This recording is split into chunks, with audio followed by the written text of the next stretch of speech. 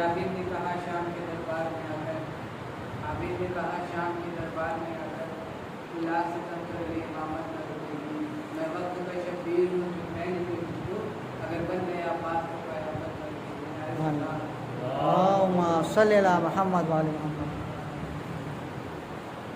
ایک بچہ جو چلا سپاہی بن گئے، باپ کے ہاتھ میں پیغام الہی بن گئے، مقصد صدق پیغمبر کی گواہی بن گئے، اور یزیدوں کے ارادوں کی گواہی بن گئے، بے زبانی کے جو کتاب و جزلات ہے، لیکن نقطے کی طرح دامن قرآن ہے، اس کے تیور یہ بتاتے کہ ہے دروں میں منصبی کے یہ اشارے کہ اصغر میں رقبہ کہتا ہے عباس بلاول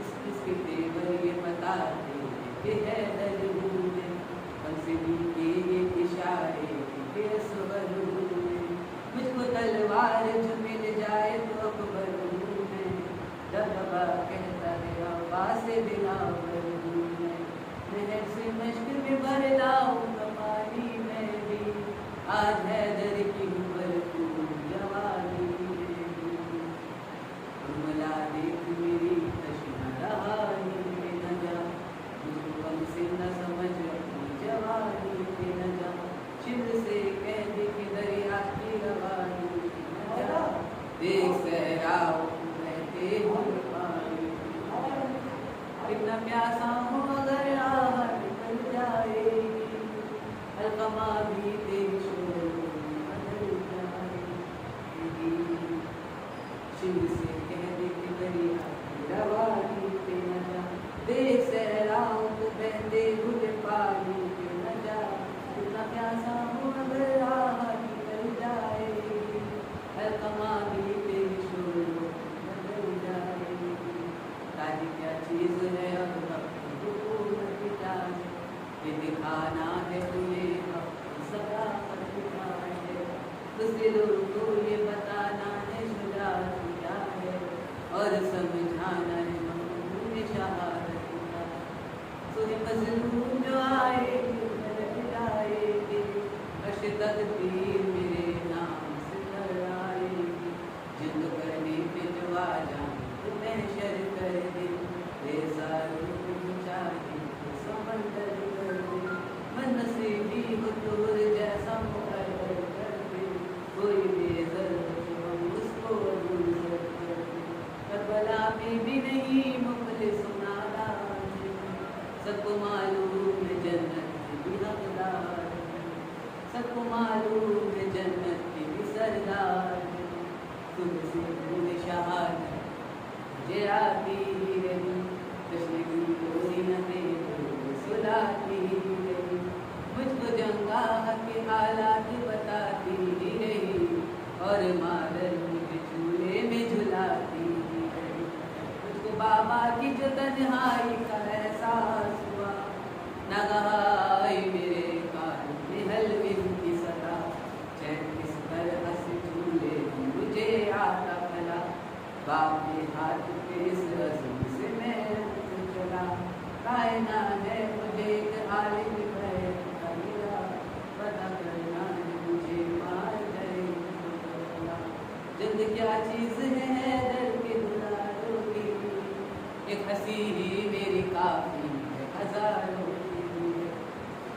جانے کیا کان میں شبیر نے اصغر سے کہا، ربر چہرہ معصوم بدلنے لگا، گر گیا تیر سے ایک عالم بچے کا گلا، صرف رو رو کے پیاسا لب کوثر پہنچا، ہر مومن نے لکھ کر کے قلم رو دیا، مسکراتے ہوئے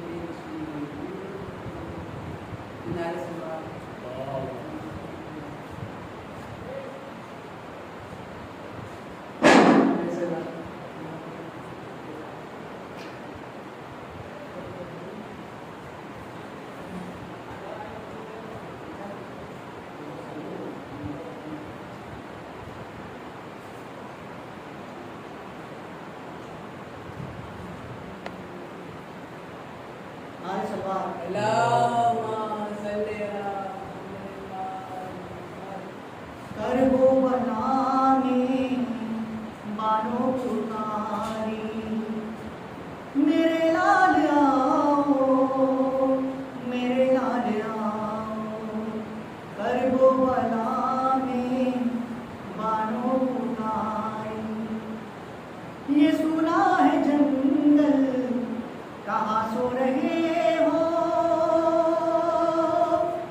یہ سنا ہے جنگل کہاں سو رہے ہو کہیں ڈر نہ جانا اکیلے ہو بیٹا بہت یاد آتی ہے ماں کو تمہاری میرے لال آؤ میرے لال آؤ کربو بلا میں بانو پکاری ہواؤں کے بیٹا کہاں چھپ رہے ہو ہواؤں کے بیٹا کہاں چھپ رہے ہو نہیں ماں کی پرواہ ہے اتنا بتا دو بہت یاد آتی ہے ماں کو تمہاری میرے لال آؤ میرے لال آؤ کربو بلا میں بانو پکاری ضعیفی میں چھوڑا ہے بابا کو تم نے ضعیفی میں چھوڑا ہے بابا کو تم نے جیے گا وہ کیسے تیرے بعد بیٹا بہت یاد آتی ہے ماں کو تمہاری میرے لال آؤ میرے لال آؤ کربو بلا میں بانو پکاری کہاں حلق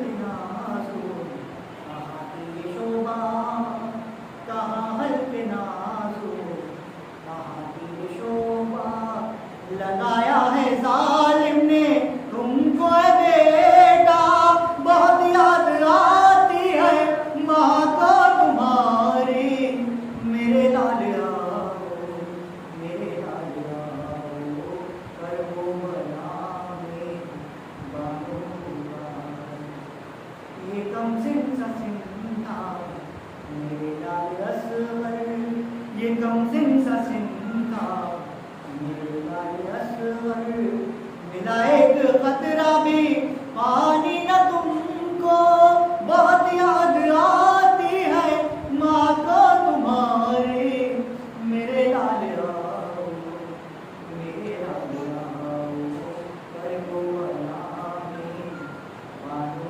پکاری میرا چاند بردی میں کیسے چھپا ہے میرا چاند بردی میں کیسے چھپا ہے بتا دو اے عالم بیاں کر کے سب کو بتا دو اے عالم بیاں کر کے سب کو بہت یاد آتی ہے ماں کو تمہاری میرے لال آؤ میرے لال آؤ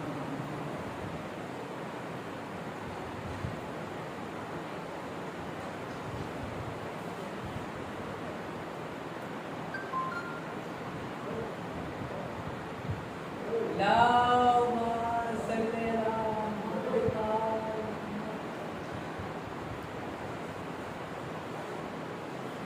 نعرہ حیدری یا علی نعرہ سلوات صلی اللہ محمد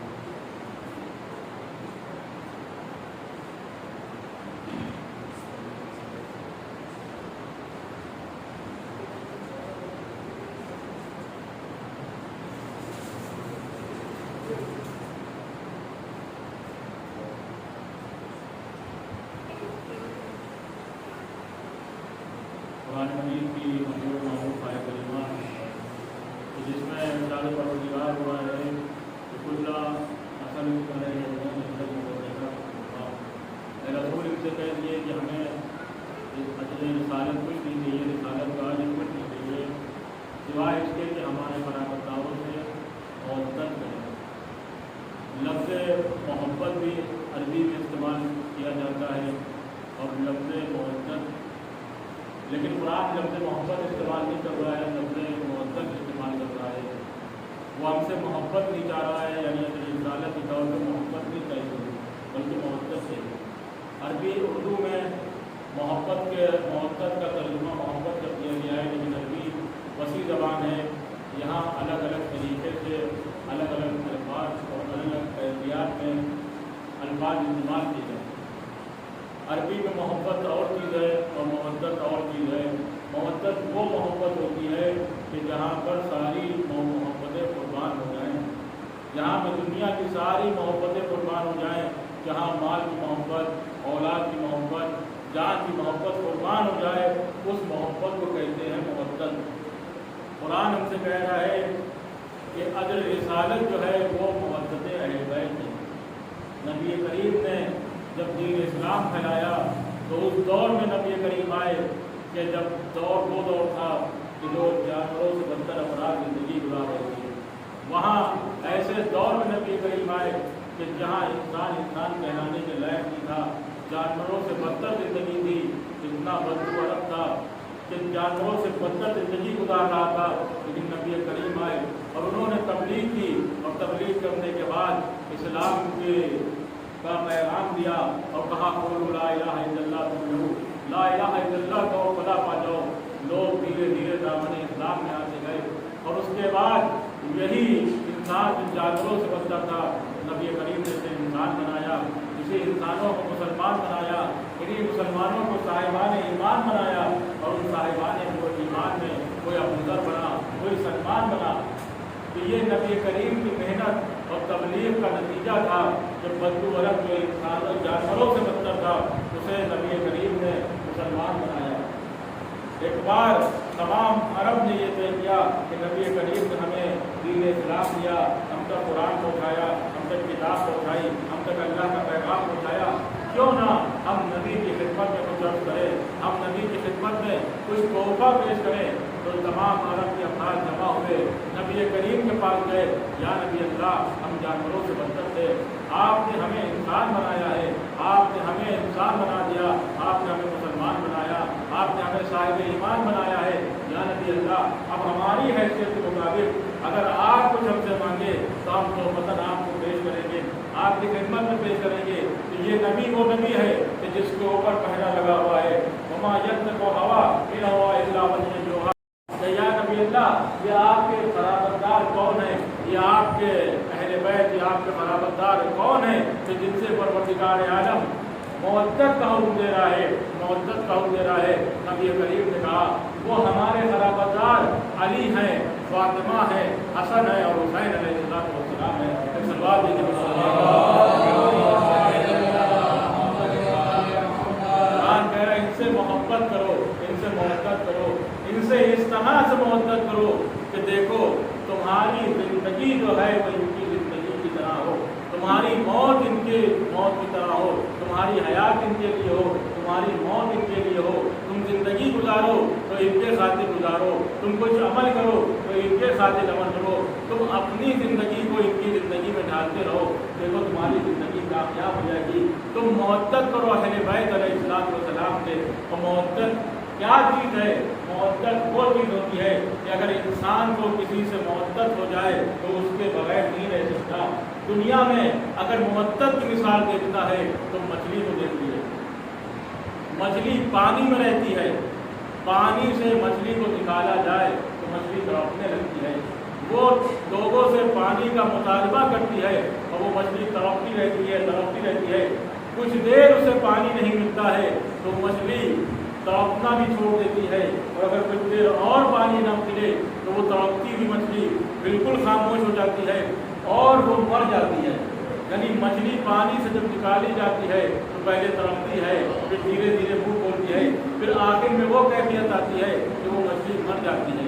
अच्छा, ये मछली पानी से निकाली गई तो ये मर गई, ये खत्म हो गई, लेकिन अब ये मछली जो मर चुकी है, पानी से निकाली जा चुकी, मर चुकी, अब इसी मछली को अगर कोई इंसान काटे और उसके काटने के बाद इसको बना ले, पका ले, उसके बाद कोई इंसान इस मछली को खाए, तो मछली जो इंसान खाता है, माह मुबारक रमज़ान चल रहा है, लोग मछली खाने से परहेज करते हैं, क्यों?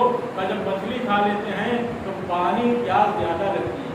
यानी मछली का ये तासीर है कि जब तक के वो आपके शिकम में बाकी रहेगी, आपसे पानी का मुतालबा करती रहेगी। यानी मछली को पानी से निकालने के बाद उसकी बोटी बोटी कर दी गई, उसका रेशा रेशा कर दिया गया, लेकिन जब तक कि वो शिकम में बाकी रहेगी, वो आपसे पानी का मुतालबा करती रहेगी। यानी मछली का वजूद बता रहा है कि हमारा अगर एक रेशा भी बाकी है तुम्हारे शिकम में, तो हम तुमसे पानी का मुतालबा करते रहेंगे। मछली को पानी से मोहब्बत नहीं होती है, बल्कि मछली को पानी से मोहब्बत है कि वो पानी के बगैर नहीं रह सकती है। जब तक कि वो इस कायनात में रहेगी, वो पानी का मुतालबा करती रहेगी। खुदावंद आलम हमसे भी कह रहा है कि तुम अहले बैत से मोहब्बत ना करो, बल्कि मोहब्बत करो, और जब तुमको अहले बैत से मोहब्बत हो जाएगी तो फिर अब इनके बगैर तुम्हारी ज़िंदगी नहीं होगी। अब तुम्हारी ज़िंदगी भी इन्हीं के लिए होगी और तुम्हारी मौत भी इन्हीं के लिए होगी। फिर सलवात दीजिए को मोहम्मद इंसान अहले बैत से मोहब्बत करे, अहले बैत से मोहब्बत करे, तो फिर उसकी दुनिया भी कामयाब होती है और उसकी आखिरत भी कामयाब होती है। जब अहले बैत की ज़िंदगी को वो अपनी ज़िंदगी में ढालेगा और वैसे अमल को अंजाम देगा कि जैसे अइम्मा अलैहिस्सलाम, क्योंकि ये हस्तियाँ जो हैं ये हमारे लिए नमूने अमल बन के आई हैं, ये हमें बताने के लिए आई है। आज दुनिया का सबसे बड़ा मुआजिज़ा यही है कि जो आसमान वाली हस्तियाँ थी वो ज़मीन पर आ गई, वरना क्या ज़रूरत थी कि नबी करीम को ज़मीन पर आने की, अली जैसे शख्स को ज़मीन पर आने की क्या ज़रूरत थी? वो जो साथ में आसमान, जो आसमान की बुलंदियों पे रहने के खातिर था, वो ज़मीन पर क्यों आया? वो खाकी बशर में क्यों आया? वो खाकी लिबास में क्यों आ गया? किसके लिए आया? वो हमारे और आपके लिए आया, हमें और आपको कमाल की मंजिलों तक पहुँचाने के लिए आया। वो अली कि जो जिसका कलाम ऐसा कलाम है कि जो पढ़ने के बाद अफराद कहते, जो गैर कहते हैं कि ये वो अली है कि या तो इसके सामने दुनिया बनी है या तो इसने अपने हाथों से दुनिया बनाई है। वो अली जिसके इल्म की यह आलम था कि तमाम तर दुनिया के आलिम और मुहक्किक जो है वो अली के इल्म के आगे उनकी कोई विसात नहीं है, अली के इल्म के आगे उनकी कोई हैसियत नहीं। वो अली को इस दुनिया में अगर आया है, इस कायनात में आया है, तो अली किसी को फ़ायदा पहुंचाने के लिए आया है। वो अली इंसान को कमाल की मंजिलों तक पहुंचाने के लिए आया है कि अगर आओ तुम कामयाब होना चाहते हो तो आओ अली की ज़िंदगी को देखो, आओ औलाद अली की ज़िंदगी को देखो कि इनकी ज़िंदगी क्या होती है। जब ये ज़िंदगी गुजारते हैं तो ऐसी ज़िंदगी होती है कि हर आदमी चाहता है कि हम अली से मुलाकात करें, हम अली से मुलाकात करें, हम अली से मुलाकात करें। और जब ये दुनिया से चले जाते हैं तो तमाम कायनात रोती है, ये कहती हुई कि हमारा सरपरस्त चला गया, हमारा निगहबान चला गया। तो अली की ज़िंदगी जो अली मौला अली अलैहिस्सलाम के बताए हुए रास्ते पर अगर हम ज़िंदगी गुजारें तो हमारी दुनिया भी कामयाब होगी, हमारी आखिरत भी कामयाब होगी। और ज़िंदगी गुजारने का उसूल भी हमें इमाम अली अलैहिस्सलाम ने बताया है। मौला कहते हैं देखो तुम ज़िंदगी इस तरह से गुजारो कि लोग तुमसे मिलने के लिए मुश्ताक रहे, यानी तुम्हारी ज़ियारत करें। और आपने दुनिया में देखा होगा कि जो उलमा हैं, जो इंसान जो है वो मुनकसिरुल मिजाज होता है, पढ़ा लिखा होता है, आलिम होता है, दीनदार होता है, उसके पास लोग आते हैं काहे के लिए? सिर्फ मुलाकात के लिए। मुलाकात को जब चेहरा देखते हैं तो दिल बाग हो जाता है, दिल शाद हो जाता है। ये वो अफराद हैं कि जो अखवाल अली के ज़ेर में ज़िंदगी गुजारते हैं। जब क्योंकि मौला ने कहा ज़िंदगी ऐसे गुजारो कि लोग तुमसे मिलने में मुश्ताक हैं, और जब तुम दुनिया से चले जाओ, तुम्हारा इंतकाल हो जाए तो तुम्हें लोग याद करें। और हकीकी मानों में ज़िंदगी वही कामयाब ज़िंदगी है कि जो इंसान मरने के बाद भी याद किया जा सके। मरने के बाद भी अगर किसी इंसान को याद किया जा रहा है, इसका मतलब उसकी ज़िंदगी कामयाब ज़िंदगी है। वरना یہ دنیا جو ہے 3-4 سال 5 سال اس سے زیادہ نہیں، چند برسوں میں یہ انسان کو بھلا دیتی ہے. اور اگر انسان کو اپنی پہچان اپنا ذکر باقی رکھنا ہے تو بھی وہ راستہ صرف اور صرف اہل بیت علیہ السلام کا راستہ ہے. ایک عام انسان ہے، دنیا میں پیدا ہوتا ہے، مر کے چلا جاتا ہے، اولادیں سال بھر 2 سال 3 سال 4 سال بہت نیک اولاد ہوئی تو 10-12 سال میں اپنے والدین کو یاد کر لیا، اس کے بعد اولادیں بھی نہیں یاد کرتی. یعنی انسان دنیا میں آیا، مر کے چلا گیا، نہ اس کو یاد کیا جا رہا ہے، نہ اس کو کوئی پوچھنے والا ہے، نہ اس کے کوئی احوال کوئی خبر پر جانے والا ہے. لیکن انسان کی زندگی جب کامیاب زندگی ہو جاتی ہے، جب انسان اہل بیت کے خاطر زندگی گزارے، جب اہل بیت کے خاطر زندگی گزارتا ہے تو اس کی موت بھی اہل بیت کے خاطر ہوتی ہے، اس کی زندگی بھی اہل بیت کے خاطر ہوتی ہے. اور جب انسان کی موت اہل بیت کی موت کے خاطر ہو جائے تو پھر قیامت تک کے اس انسان کا ذکر رہے گا، اس انسان کا وجود رہے گا. اور آپ دنیا میں دیکھیے نہ جانے کتنے افراد آتے ہیں اور چلے جاتے ہیں جن کا کوئی نام و نشان نہیں، لیکن جنہوں نے اہل بیت علیہ السلام کے خاطر اپنی زندگی کو گزارا ہے، چاہے صدیاں گزر جائیں لیکن ان کا ذکر ان کا نام و نشان باقی رہتا ہے. ایک صلوات دیجیے. جب انسان اہل بیت کے خاطر اپنی زندگی گزارتا ہے، انسان ایک بہترین محل بنا دے، بہت اچھا محل بنا دے، بہترین گھر بنا دے، اس میں دنیا بھر کی تمام آسائش اور آرام رکھ دے اور کوئی ثانی اس محل کا نہ ہو، لیکن جب وہ مر جائے گا تو کچھ دن کے بعد وہ محل کھنڈر میں تبدیل ہو جاتے ہیں، وہ محل کھنڈر میں تبدیل ہو جاتے ہیں. نہ جانے کتنے بڑے بڑے آپ نے حکمرانوں اور بادشاہوں کے محل دیکھے ہیں کہ جو آج کھنڈر میں تبدیل ہو چکے ہیں. 100 سال 200 سال کے بعد 50-100 سال 200 سال کے بعد وہ محل کھنڈر میں تبدیل ہو جاتے ہیں. آپ جائیے دنیا میں دیکھیے نہ جانے کتنے محل ہوتے ہیں کہ جو کھنڈر میں تبدیل ہو جاتے ہیں. کیوں؟ کیونکہ انہوں نے جو زندگی گزاری وہ دنیا کے خاطر زندگی گزاری، انہوں نے اپنی زندگی میں محل تو تعمیر کر دیا لیکن وہ محل مرنے کے بعد کھنڈر میں تبدیل ہو جاتا ہے. لیکن جو اہل بیت کے خاطر خرچہ کرتا ہے، اگر اہل بیت کے خاطر امام حسین علیہ السلام کے خاطر وہ ایک امام باڑہ بھی بنا دیتا ہے تو صدیاں گزر جاتی ہیں، وہ امام باڑہ بھی باقی رہتا ہے، بنانے والے کا بھی ذکر باقی رہتا ہے، جس کے خاطر بنایا ہے اس کا بھی نام باقی رہتا ہے. اور جو امام حسین اور اہل بیت علیہ السلام جو اوپر خرچ کرتا ہے پھر اس کا نام باقی رہتا ہے.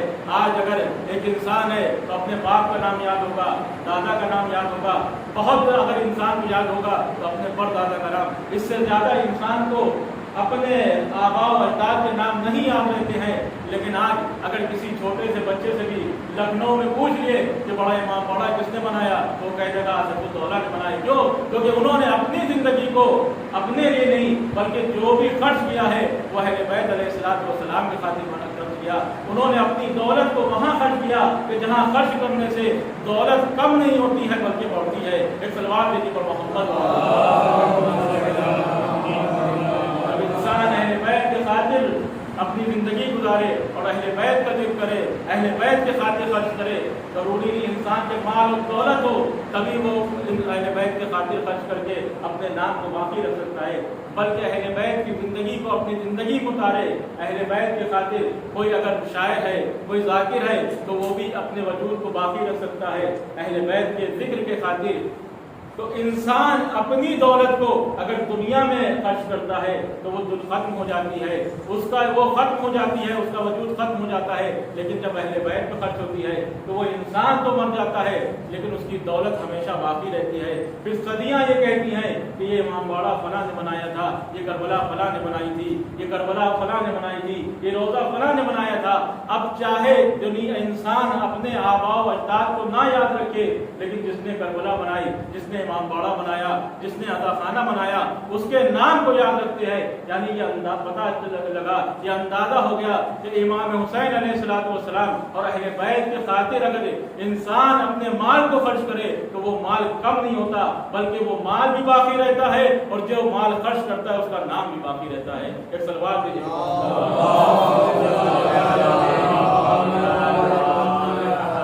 دنیا میں نہ جانے کتنے بڑے بڑے بادشاہ گزرے، کتنے بڑے بڑے سکندر اور رستم گزرے، لیکن کسی کا نام و نشان آج نہیں لینے والا کوئی.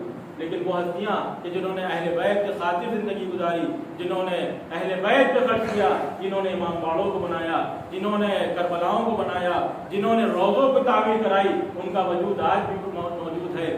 محل انسان بنا کے جاتا ہے، کچھ دن کے بعد ختم ہو جاتا ہے، وہ تباہ ہو جاتا ہے، کھنڈر تبدیل ہو جاتا ہے، لیکن ایک انسان روضہ بنا دیتا ہے، ایک کربلا بنا دیتا ہے، ایک امام باڑہ بنا دیتا ہے۔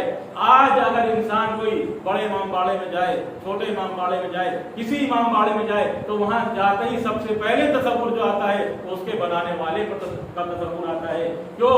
کیونکہ اس نے جو بنایا وہ اپنے خاطر نہیں بنایا، امام حسین علیہ السلام کے خاطر بنایا۔ اور جب امام حسین کے خاطر بنایا ہے تو امام حسین کی ذات وہ ذات ہے کہ جب ان کے اوپر انسان خرچ کرتا ہے تو یہ کسی کے ادھار نہیں رکھتے ہیں۔ اگر کوئی ان کے اوپر ایک خرچ کرے گا، اس امام حسین کے ذکر کے اوپر کوئی 1 روپیہ خرچ کرتا ہے تو یہ اپنے خزانے سے اس کو 10 گنا عطا کرتے ہیں۔ ایک صلوات دیجیے۔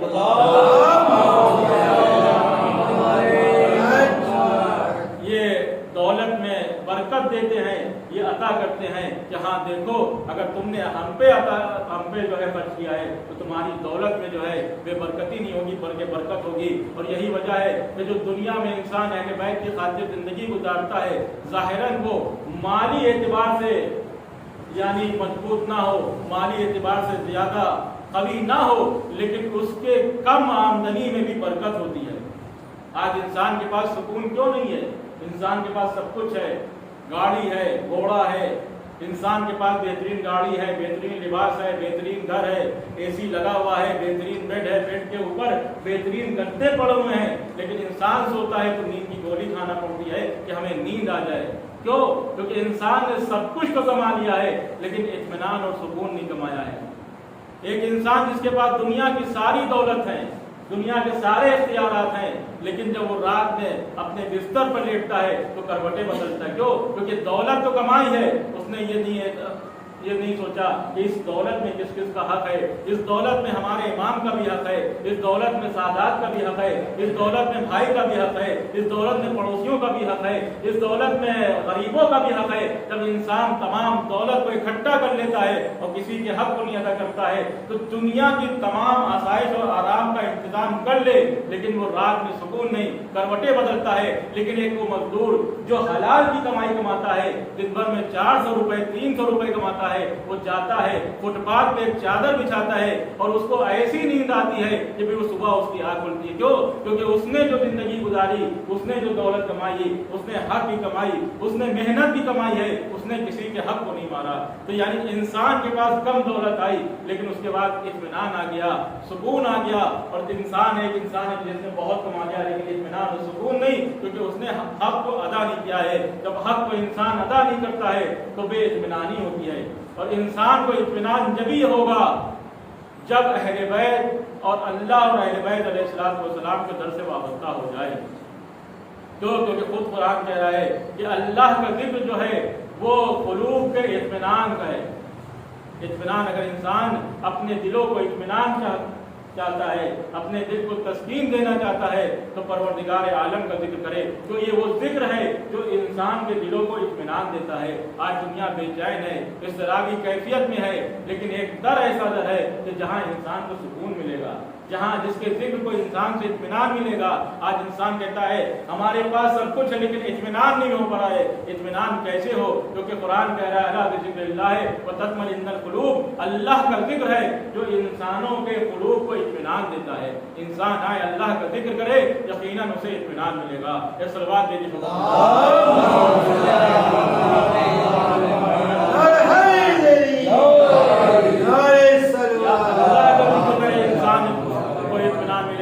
یا ان افراد کا ذکر کرے جن کو اللہ نے اختیارات دیے ہیں، ان انسان کا ذکر کرے، اور وہ افراد جو ہیں کوئی اور نہیں بلکہ محمد اور آل محمد اہل بیت علیہ السلام ہیں کہ جن کو اللہ پروردگار عالم نے اختیار دیے ہیں کہ ہاں یہ ہے، اگر آؤ تمہیں پاس کوئی مشکل ہے ان کے در پہ آ جاؤ، تمہارے پاس کوئی پریشانی ہے ان کے در پہ آ جاؤ، تمہیں اگر کچھ باتیں کرنا ہے رات کی تاریکی میں آ جاؤ، ہمارے پاس آ جاؤ، اہل بیت کا وسیلہ دو، اہل بیت کے وسیلے سے مانگو، ہم تمہیں عطا کریں گے۔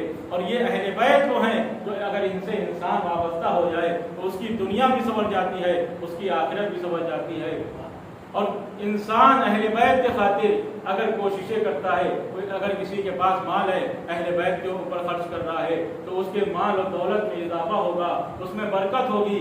اگر کوئی انسان ہے اہل بیت کا ذکر کر رہا ہے تو اس ذکر کی وجہ سے انسان باقی رہتا ہے۔ کوئی شاعر ہے اگر اہل بیت کا ذکر کر رہا ہے تو وہ اس شاعری کی وجہ سے شاعری کی ممانعت کی گئی ہے، شاعر کو صحیح نہیں کہا گیا ہے، شاعر کی ممانعت کی گئی ہے۔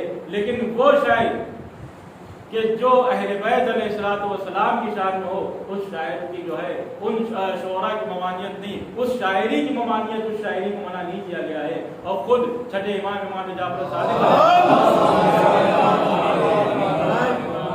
بارگاہ میں شاعر بیٹھا ہوا اور کچھ اشعار پڑھ رہا تھا اور مولا اس پہ خوش ہو رہے تھے، تو کسی نے پوچھا کہ اے مولا یا رسول اللہ، شاعری تو آپ کے یعنی منع کی گئی ہے، شاعری کے تو دین میں جو ہے وہ ممانعت ہے۔ کہ بے شک دین میں جو ہے شاعری کی ممانعت ہے، لیکن ہم اہل بیت کی خاطر اگر کوئی شاعری کرتا ہے تو اس دین وہ جو ہے بہترین ہے، بلکہ وہ اللہ کی پسندیدہ چیز ہے۔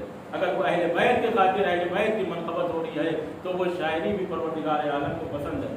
ایک مرحوم کے سارے ثواب کی مجلس جو شاعر بھی تھے، مؤذن بھی تھے، اور ان دونوں کا مرتبہ جو ہے بہت بلند ہے۔ اہل بیت سے اگر انسان وابستہ ہو جائے، چاہے شاعر ہو، چاہے خطیب ہو، چاہے ازادار، ایک ازادار کی اتنی اہمیت ہے، اگر انسان روایتوں میں پڑھ لے کہ ایک ازادار کے کتنا اختیارات ہوں گے، یعنی معیشت کے میدان میں ایک ازادار جو امام حسین علیہ السلام کی ازاداری کر رہا ہے، معیشت میں اس کے پاس کتنے اختیارات ہوں گے، اگر یہ ازادار کو معلوم ہو جائے تو وہ اس کے لیے فخر کے لیے یہی کافی ہوگا۔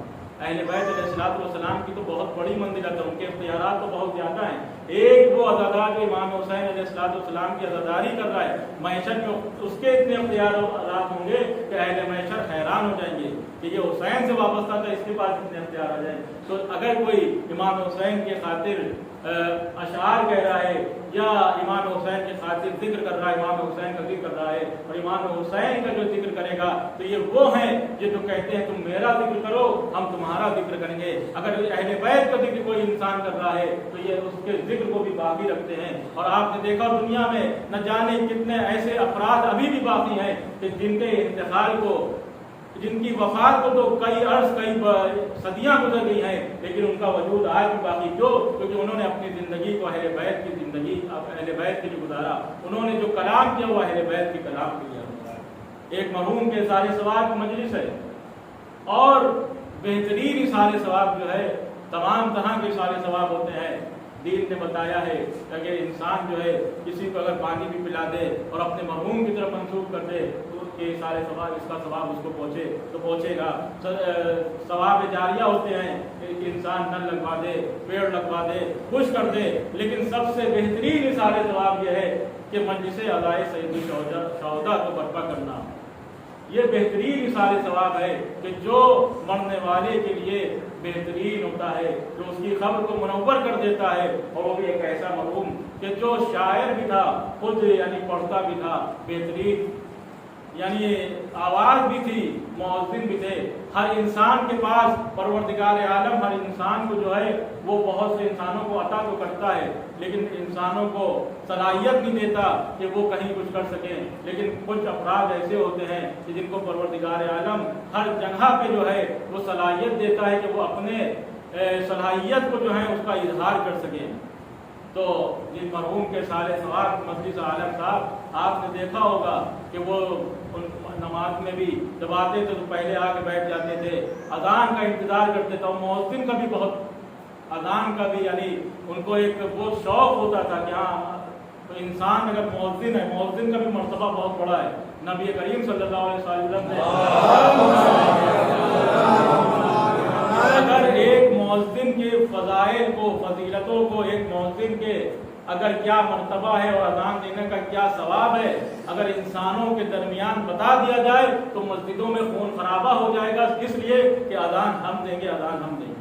صرف اذان دینے کی اہمیت اتنی نبی کریم نے ارشاد فرمائی ہے کہ اگر مؤذن کے یعنی جو مرتبہ ہے اذان دینے کا اگر وہ بتا دیا جائے تو مسجدوں میں جو ہے وہ خون خرابہ ہو جائے، اس سے کہ اذان ہم دیں گے۔ تو مؤذن کا بہت بڑا مرتبہ ہوتا ہے، لیکن ایک دنیا یہ ہے کہ یہاں جو بھی آتا ہے اسے ایک دن गुजरना होता है, मौत सबको आती है। यकीनन एक इंसान था जो चला गया है और बेहतरीन तस्कीन किया है यही है कि मसाइबे सैयदुल शुहदा पढ़े जाएं। बेहतरीन इसारे सवाब यही है कि अहले बैत का जिक्र किया जाए। हाँ, यकीनन हक भी यही है, क्योंकि दुनिया का दस्तूर ये है कि जब किसी का बाप मरता है, जब किसी का भाई मरता है, तो दुनिया वाले आते हैं, तसल्ली देते हैं, तशफ़ी देते हैं, दिलासा देते हैं। लेकिन ये दस्तूर जो है वो करबला के मैदान में बदल गया। ये अहले बैत के घराने में ये दस्तूर बदल गया। अहले बैत के घराने में जब मौत होती थी तो लोग पुरसा देने तो आए, तो इस तरह से आए, नबी की वफात को 3 रोज न गुजरे थे, जनाब फातिमा ज़हरा के दर पर लोगों का हुजूम आया। जनाब फातिमा ज़हरा ने जनाब फिज़्ज़ा से कहा, ए फिज़्ज़ा, लगता है लोग हमारे बाबा का पुरसा देने के लिए आए हैं। जनाब फिज़्ज़ा दरवाजे पर जाती हैं, परेशान होकर वापस आती, कहती हैं, शहजादी लोग आए तो हैं लेकिन इरादे नेक नहीं लग रहे। का क्या हुआ फिज़्ज़ा? का हाथों में लकड़ियां और आग लिए हुए हैं और कहा जा रहा है इस घर को आग लगा दीजिए। आदीदो अहले बैत को इस तरह से पुरसा दिया गया। नबी की वफात के बाद शहजादी को ये पुरसा दिया गया कि घर में आग लगा दी गई। इमाम हसन अलैहिस्सलाम को मस्जिद कूफा में शहीद कर दिया गया, आग के सर पर ज़रबत मारी गई।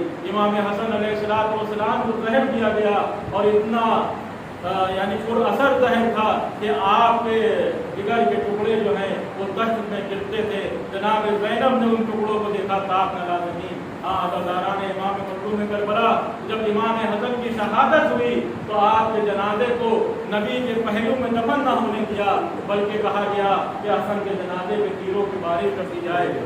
तो इमाम हसन के जनाजे पे तीर की बारिश की गई और करबला के मैदान में तो तमाम मसाइब की इंतहा हो गई। एक इमाम हुसैन जो 71 लाशें उठाए हैं, कभी अपने जवान अली अकबर का लाशा उठा के ला रहे हैं, कभी अपने बराबर के भाई अब्बास का जनाजा उठा रहे हैं। और मसाइब की इंतहा ये थी कि जब अली अकबर के जनाजे पे पहुंचे तो ऐना अली की आवाज़ें बुलंद है, ऐ अली कहाँ हो, ऐ अली कहाँ हो। जनाब अली अकबर के करीब पहुंचे, ए बेटा तुम्हारे मरने से हुसैन की आंखों की बिनाई चली गई। जब मौला अब्बास ने आवाज़ दी तो ये मरसिया पढ़ते हुए चले, अलान इन कसरत ज़हरी, ए भैया अब्बास तुम्हारे मरने से तो हुसैन की कमर टूट गई। तो क्या आलम हुआ होगा उस शख्स को, इमाम हुसैन का, कि कभी भतीजे की लाश को उठा रहे हैं, कभी भाई की लाश को उठा रहे हैं, कभी भांजों की लाशों को उठा रहे हैं। एक मरहला वो भी आया कि हाथों में चश्मा है, तीर शोभा यानी अकबर अलैहिस्सलाम की गर्दन पे लगता है, इमाम के हाथों में बच्चा मुख्तलिफ हो जाता है। इमाम लेकर आते हैं और आवाज़ देते हैं, ए रबाब जरा सब्र करना। तीनों इमाम हुसैन ने अली अकबर को भी खबर के हवाले किया। अब इमाम हुसैन मैदान में जाते हैं और चारों तरफ से घेर लिए जाते हैं। 3 दिन का भूखा प्यासा इमाम, कोई तीर मारता है, कोई तलवार मारता है, कोई नेज़ा मारता है। दाई जानिब से तीर आते बाई जानिब, बाई जानिब से तीर आते दाई जानिब। अरे इमाम हुसैन चारों तरफ से घेर लिए गए, जिसके पास कुछ न था वो पत्थर मारता था, आके करबला इमाम हुसैन की तरफ फेंकता था। एक वक्त वो भी आया कि इमाम हुसैन घोड़े से जमीन की तरफ आए, लेकिन तीर इतने बेबस थे कि जमीन पर ना आ सके। इमाम ने खाके करबला को समेटा, सुबहान रब्बियल आला व बिहम्दिही का शुक्राना अदा किया, शिमर मलून बढ़ा, खुद खंजर लेकर इमाम के सर को तन से जुदा कर दिया। निज़ाम शमसी मुतगय्यर हुआ, कुरात का पानी ने सोचा, एक मुनादी ने सदा दी, अला फ़ज़ल हुसैन व करबला व अला सिद्दीक़ हुसैन। इन्ना लिल्लाहि व इन्ना इलैहि राजिऊन। इलाही का जरा मिला और परवरदिगार जैसा की बात है तब भी सवाब है परवरदिगार के रोजगार में कोई ना जो बसर रोजगार में रोजगार में तरक्की ना परवरदिगार के औलाद में औलाद नहीं जो साहिबान औलाद की औलाद नहीं हो साले परवरदिगार पूरी दुनिया में तौबा करी इसका खात्मा कर तमाम मोमिनीन को तमाम इंसानों को इस वबा से महफूज कर। परवरदिगार इस वबा में जो मोमिनीन इस दुनिया से चले गए उनके दर्जात को बुलंद फरमा। परवरदिगार मज़ीद मोमिनीन की हिफाजत फरमा, इस वबा से तमाम मोमिनीन को महफूज फरमा, इस वबा का खात्मा कर। परवरदिगार दुनिया में अपनी आखिरी हुज्जत तमाम असर रूह में राज़ी फरमा। रब्बना तक़ब्बल मिन्ना इन्नका अंतल समीउल अलीम। आप अल्लाह से गुज़ारिश है और इस वक्त